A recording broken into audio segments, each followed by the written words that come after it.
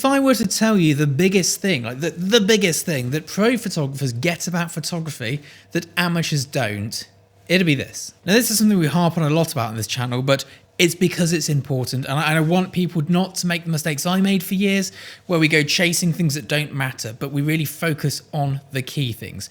And of course, for those people going, well, that's only for specific things. Yes, I can't cover every photographer in the world here. What we're looking at here is photographers who want to get the big jobs. Not your interior photographer doing it for the local estate agents.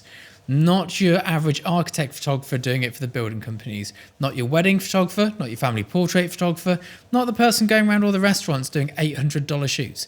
That's not what this is about. But what it is about is being you. And let me break that down for you. Some photographs we like. Some photographs we don't. That is fine. Not everyone likes everything, but you should be able to find out what the essence of you is, who you are deep down inside, and what the best photograph is for you. Not for anyone else, but for you.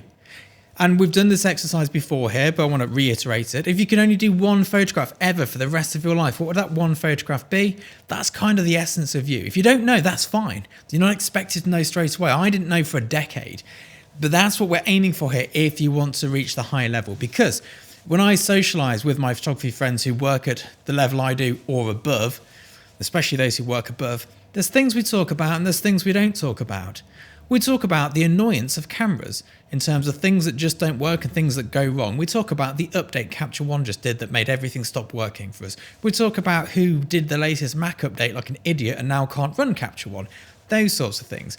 The new battery life tanking on a camera after a firmware update. That sort of stuff we talk about. But we talk about ideas, and we talk about style, and we talk about what's going on in the world. Because ideally, to be at the high end of photography, you need to have this desire to put your visual opinion into the world.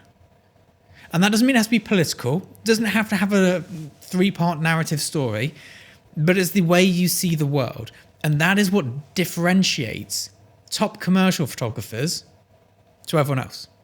And of course, fine art photographers, they do it even better than we do because we kind of shelled it out for money. And I have no shame in that. Like, I could have been a fine art photographer and just done my work purely for the art, but I've got to eat as well. So I do it for the money. You know, I take jobs for the money. I do things for money because I'm not independently wealthy. I'm not even wealthy. You know, I have to make money, so that's why I do it. But the joys of commercial photography and the reason it's such a great career path and the reason I have this channel to give you this information is because it's so good. You get to do your thing. Yes, you do it for brands. Yes, you do it for money. But you do your thing, your voice, and that's what separates us. You can know everything about all types of camera settings, camera specs, lighting setups, equipment, and all the rest of it. But if you do not have this cohesive style and voice in your work, well, you're not going to get very far. Let me know your questions about photography. Let me know what you would like to learn about it in the comments below, because I'd love to make some videos in the new year tackling your individual questions. I'll see you soon. Bye-bye.